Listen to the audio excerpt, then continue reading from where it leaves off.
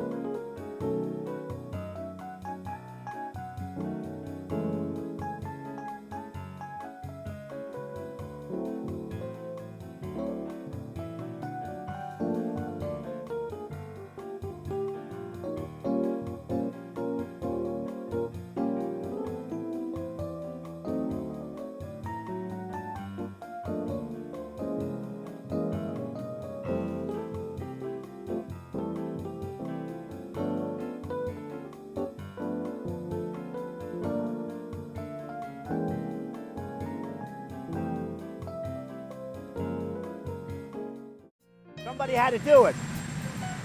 I am the chosen one. Somebody had to do it.